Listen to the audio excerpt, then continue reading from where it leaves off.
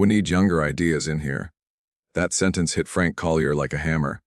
After 16 years of building the 3D printing department at Millstone Tech from the ground up, his new supervisor, Trevor Langston, a 30-something MBA with no shop floor experience, had decided that Frank's time was up.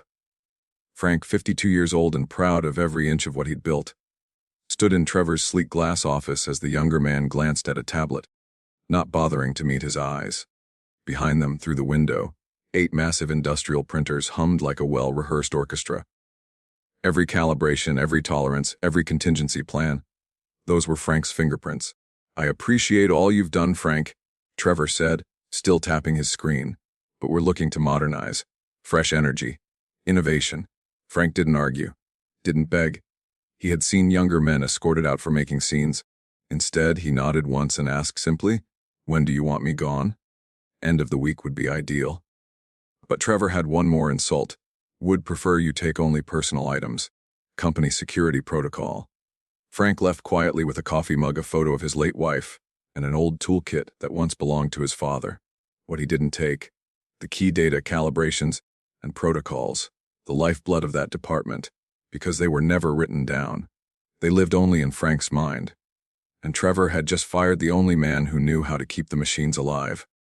The next morning, Frank Collier sat in his garage, surrounded by sawdust and hand tools, the kind of peace he hadn't known in years. He picked up a half-carved jewelry box, something his late wife, Lorraine, had always wanted him to finish. No more 60-hour weeks. He muttered, smoothing out the lid's floral pattern with sandpaper. For once he had time. But by Tuesday the phone rang. It was Jason, one of the younger technicians Frank had trained over the years. "Mr. Collier, Machine 3's drifting off, Cal. I tried the manual, but nothing's working." Frank hesitated. The old instincts kicked in. He wanted to help. But then he remembered Trevor's words. Younger ideas. That door had closed. "I'm sorry, Jason," he said. "You'll need to ask Mr. Langston." By Thursday, Jason had called 3 more times. Machines 5 and 7 were now failing. Production was slowing. Parts were being rejected left and right. Still, Frank stayed silent. He didn't owe that company a thing, not after how they'd treated him. Friday morning, the call came from a different number. "Frank, this is Trevor." The voice was tight. "We're experiencing some issues. I'd like to bring you on as a consultant, just to stabilize things." Frank nearly laughed. "You said I was outdated, remember? I may have been premature. I charge $200 an hour. 4-hour minimum. Payment up front." Trevor balked. "That's a lot." "No," Frank replied calmly. "That's what it costs to fix a disaster you created." Trevor agreed. By Monday, Frank walked through the doors of Millstone Tech, visitor badge on his chest. The production floor looked like a war zone. 3 machines were offline completely. The rest stuttered, sputtered, out of rhythm, out of sync. Jason rushed up, dark circles under his eyes. "Mr. Collier, thank God. Nothing we've tried has worked." The consultant they brought in last week made it worse. Frank inspected each machine in silence. Every sound, every vibration told him a story. The calibration protocols had been tampered with. Custom parameters he'd developed over years had been overwritten by someone who clearly didn't understand the system. "What did you change?" he asked Trevor. "Just a few things. Software tweaks, some feed rate adjustments, efficiency improvements." Frank nearly chuckled. Efficiency only works when you understand the system you're trying to improve. He laid out the truth: this wasn't a quick fix. They destabilized the very backbone of the department. It would take 2 weeks minimum, assuming the damage wasn't deeper. Trevor went pale. Then came the real kicker, digging deeper into the logs. Frank discovered something far more dangerous: remote access installations. Someone, likely the outside consultant, had quietly given a third-party access to Millstone's entire production data. That wasn't just incompetence, that was sabotage. Frank Collier's instincts screamed as he pored over the logs from Millstone's 3D printers. Something wasn't just off. This had fingerprints all over it. Subtle alterations to firmware, remote access pings at odd hours, unauthorized data pulls. Someone had been inside the system after he left. "Jason," Frank called, waving him over. "Who installed these updates?"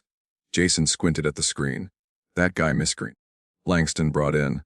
Said he was from a firm called Nexora Labs. He talked real slick about network optimization." Frank's jaw tightened. He'd never heard of Nexora before. But what he was seeing didn't look like optimization. It looked like infiltration. He traced the latest software patch and found something that made his blood run cold. A built-in data transmission routine sending daily logs to an external server. "Where's the contract with Nexora?" he asked. Jason shook his head. "Trevor handles all the paperwork." Without waiting, Frank marched to Langston's office and knocked once before entering. "We need to talk," he said flatly. Trevor looked up annoyed. "Can this wait?" "No, I want to see the Nexora Labs contract. Now." Trevor frowned but pulled it up on his computer. Frank leaned in and began reading. The front page looked ordinary. Boilerplate consulting agreement. But buried deep in the tech specifications was a line that stopped him cold. Nexora Labs retains non-exclusive access to production data for quality analysis and benchmarking purposes. Trevor still looked confused. "What's the problem?" Frank turned the screen back toward him and tapped the clause. "That's not quality control. That's intellectual property theft." Trevor blinked. "No," they said. They lied, Trevor. Nexora isn't just a consulting firm. They're a direct competitor. This whole thing was a setup. They're sabotaging your equipment while copying your data. And when your operation crashes, guess who just happens to offer full-service 3D printing? Trevor sat back in his chair, the color draining from his face. "But that would mean you got played. And you fired the only guy who might have caught it in time." For a long minute, there was only silence between them. Just the soft hum of the struggling machines outside. Trevor looked like a man trying to calculate the cost of a mistake he didn't even know how to measure.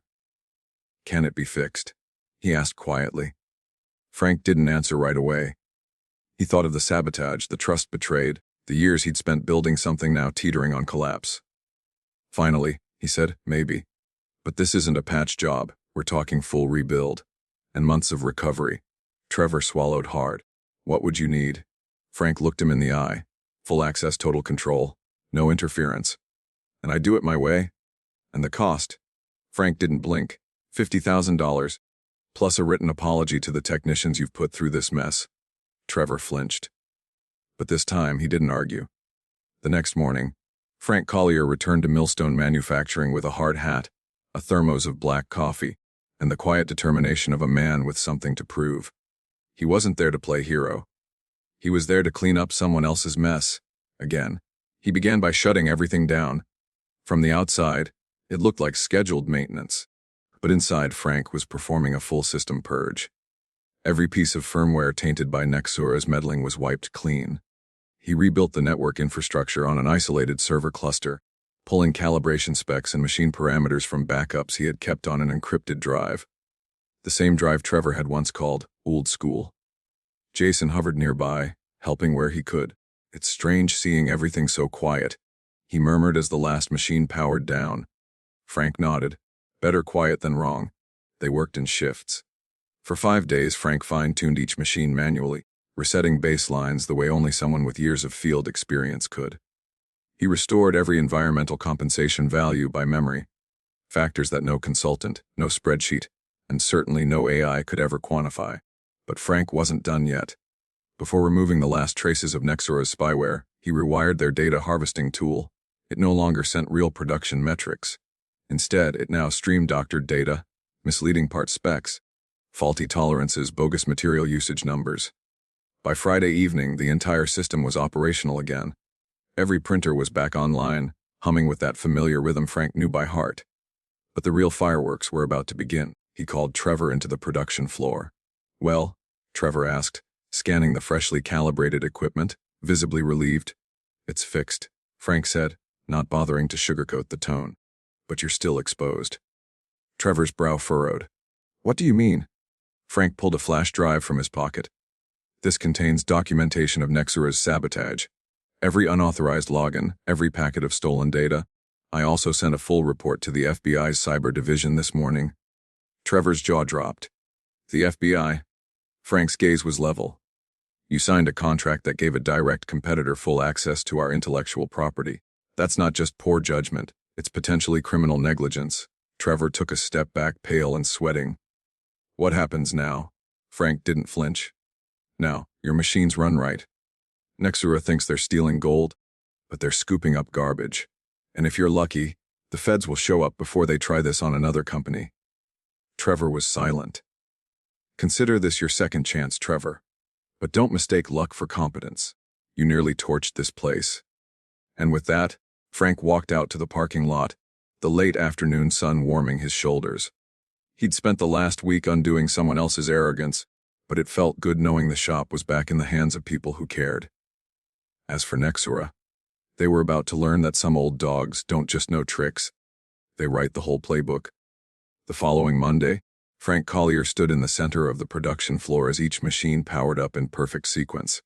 For the first time in weeks, the facility pulsed with harmony. No error lights, no misaligned feeds, just the crisp, methodical rhythm of a well-tuned operation. But Frank wasn't just interested in restoring function. He had one last card to play, and it was aimed directly at Nexora Labs. Before eliminating the spyware embedded in the printers, Frank had reprogrammed the data stream to send fabricated information, nonsense part specs, exaggerated material volumes, and even fake environmental readings. Every bit of data Nexora had been siphoning was now an elaborate lie. At 10:00 a.m., Frank invited Trevor back to the floor. "It's running beautifully," Trevor admitted, scanning the machines with a cautious sense of hope. "So we're in the clear." "Machines are fine," Frank said. "But there's more." He handed Trevor a flash drive. "This contains every instance of unauthorized access, plus a detailed analysis of how Nexora hijacked our systems. I sent a copy to the FBI this morning." Trevor's face blanched. "The FBI?" Frank didn't blink. "Industrial sabotage, data theft, interstate cybercrimes. You gave them the keys to our production kingdom." Trevor stammered. "I didn't know." "You didn't ask," Frank cut in. "You wanted results without understanding the cost." Frank walked him through what the fake data stream was now feeding Nexora. They'll be chasing shadows, printing parts that don't fit, running processes that don't exist, quoting prices that undercut their own margins. It's poetic, really. Trevor looked stunned, as if he'd been hit by a slow-moving train. "So what happens to them?" "If the feds do their job," Frank said with a shrug, "Nexora gets raided, executives get indicted, and companies across the country finally realize that streamlining doesn't mean cutting wisdom out of the equation." As Trevor processed the full weight of what had almost happened under his watch, Frank softened just slightly. "I'm not here for revenge," Frank said. "I'm here to make sure this place survives. Because there are still good people on this floor who believe in doing things right." He turned to go but paused at the door. "Oh, and Trevor, when you cut that check, make it out to Collier Precision Consulting. I'm officially in business for myself now." As he stepped outside, the crisp autumn air filled his lungs. He hadn't just saved a department. He'd exposed a predator, reclaimed his dignity, and planted the first flag in his new chapter. No fanfare, no speeches. Just the quiet satisfaction of a job done right and done his way. Frank didn't waste any time after walking out of North Peak Engineering that day. He had work to do, real work. In his modest home workshop, the hum of familiar tools replaced the screech of office politics. For the first time in years, he wasn't fixing someone else's mess. He was building something of his own. He officially registered Collier Precision Consulting later that week. No flashy website, no slick branding, just a mission: restore integrity to manufacturing operations that had been damaged by short-sighted leadership and buzzword-driven decisions. The calls started trickling in almost immediately. Word traveled fast in the 3D printing community, especially after the news broke. Nexora Labs under federal investigation for industrial espionage. The headline read. Beneath it, details emerged: dozens of companies affected, millions of dollars in stolen intellectual property, and a growing list of executives facing criminal charges. Frank read the article while sipping black coffee on his porch. He wasn't one to celebrate someone else's downfall, but there was a certain poetic justice in watching the wolves get caged. That same afternoon, Jason called. "Mr. Collier," he said, voice heavy with emotion, "they're saying you saved us. HR's calling this a cyber crisis averted. Everyone's shaken, but grateful." Frank chuckled. "I didn't do it for the praise, son. Just didn't like the idea of watching good people get thrown under the bus." Jason hesitated. "Mr. Walsh asked if he could speak with you. I think he wants to apologize." Frank paused. "Tell him apologies are free. Consulting starts at $200 an hour." They both laughed, this time, without bitterness. A week later, Frank got a call from a small aerospace startup in Colorado Springs. They'd heard about what happened at North Peak through industry whispers. Their founder, a former mechanical engineer named Dean Holland, had a simple request. We want to build our system right the first time. No shortcuts, no overhyped consultants. We want someone who knows what matters. Frank packed up his truck and headed west. Karen's jewelry box, now perfectly finished, sat carefully secured in the passenger seat. He planned to deliver it to his daughter in Denver after the job. Karen would have loved that. As he arrived at the sleek new aerospace facility, Frank stepped out and took a deep breath. The air was crisp. The mountains in the distance stood tall, steady, and unmoving, just like the values that had carried him through every storm. This wasn't just a new contract. It was the start of a legacy, one that valued experience over ego, truth over trends, and people over profits. And Frank, he was just getting started.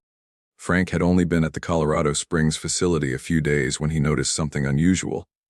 It wasn't the machinery. Those were state-of-the-art and well-maintained. It wasn't the staff either, eager, well-trained, and respectful.